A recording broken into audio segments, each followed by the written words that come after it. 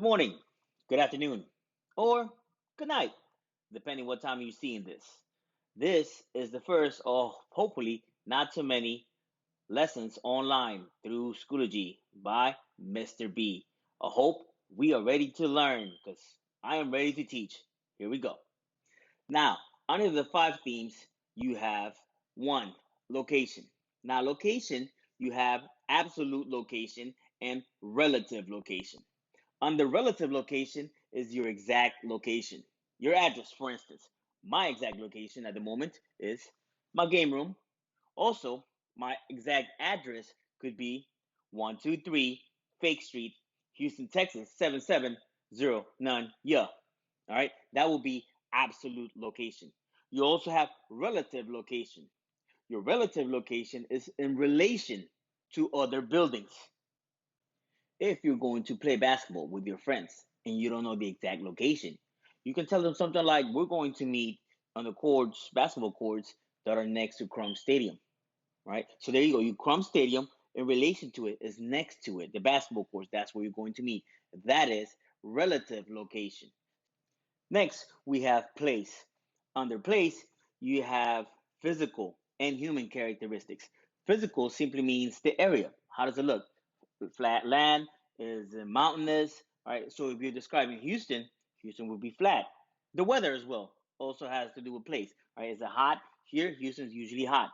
All right. And the population. What type of people live in this area? Now, in this area, we have multicultural. All right. Next, we have region. Now, under region, you have the similarities you find in that place. In this case, is the language. Here in Houston or Alief, a lot of people speak Spanish. That will be part of the region.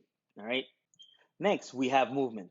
Under movement, it describes how people, information, and culture come to that place, that particular place. In the case of Houston, we come here in airplanes, cars. All right, we get our communication through the news, television, newspapers, the internet nowadays. So that's basically movement.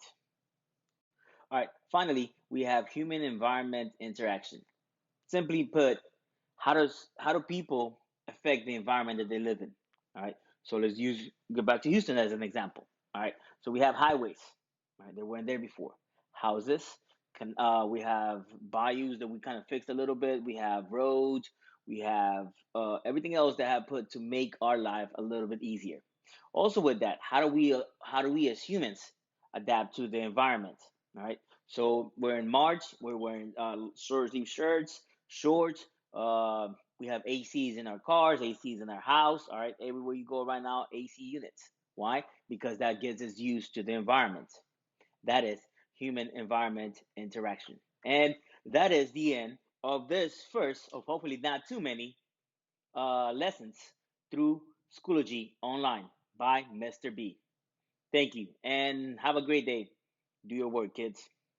FM station, I've been patiently waiting to weigh in. Been under construction for 2 years, but Next, now it's by that we time I have double place. dutch my way Now, under in. place, you Left have foot, human right foot, stepping on my and biters. It's like the game is haunted, cause there's so many ghost writers. Me